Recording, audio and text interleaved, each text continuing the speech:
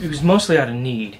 Being left-handed, wanting to play guitar, I couldn't find a left-handed guitar, so my first guitar was a right-handed guitar, and I had to flip it around.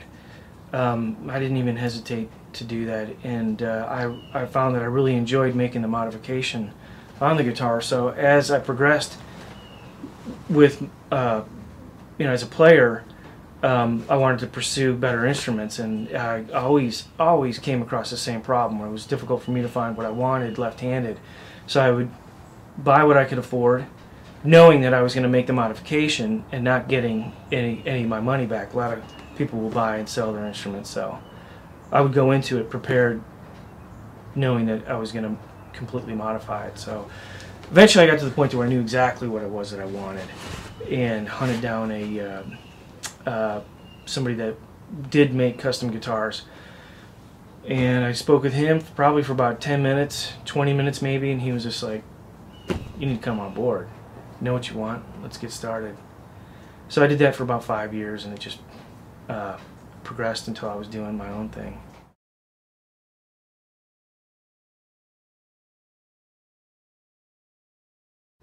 I do. Yeah, I still have it actually. I have the remains of it. Yeah, yeah. I hesitate to mention any brand names because I totally defaced it.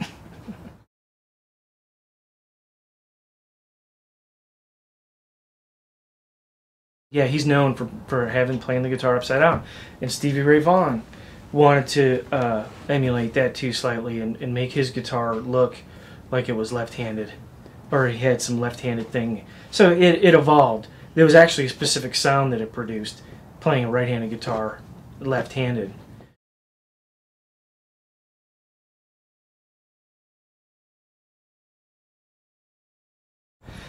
I wouldn't say there was anybody specifically. I just had to happen to have good timing, and I made an impression on him, and he needed the help, and we turned out to be a pretty good team. But over the years, I've been really fortunate to have a lot of older gentlemen that were very, very good at what they did. I mean machinists, guys that knew milling and logging, and how to remove a tree from the ground and bring it into what would be market value, and computers. And so I've gathered information from all these influences that I've had over the years, and I was aware of the value of having that acquaintance at the time, so I really took advantage of it.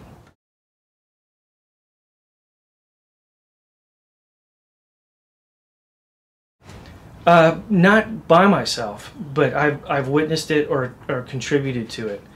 And what I like to do, what I found, what I like to do the most is, and not as a favorite thing to do, but there are trees that get to a certain point where they're just going to fall over, and that can be really dangerous.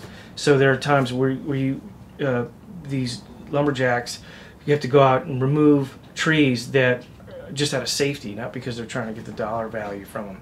So that my business is geared towards producing instruments towards trees that have fallen and have been recovered, and I've already made great headway with that. So as far as I think you originally asked if it was my favorite, I think that that's something that I'm probably one of the things that I'm most proud of about what I'm doing with this guitar.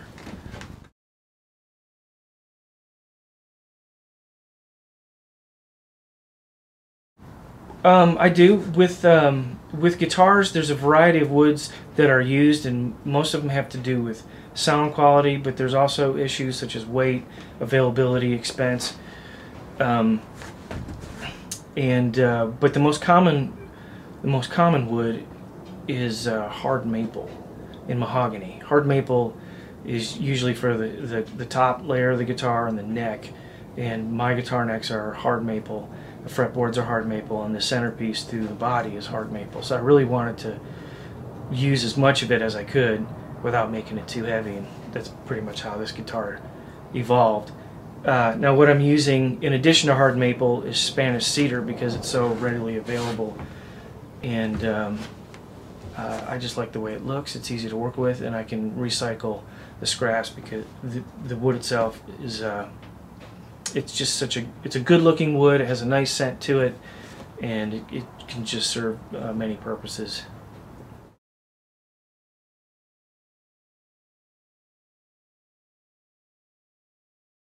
Well, this particular design, really it took probably all 20 years of my experience to be able to do it in 2 years. So I spent 2 years from the first sketches to where I was walking out of the shop with strings on. It was about 2 years, and then it took another year to actually perfect the dimensions. You know, how thick, long, and you know how wide the instrument was going to be, and so the design itself was perfected, but the dimensions still took another year or so.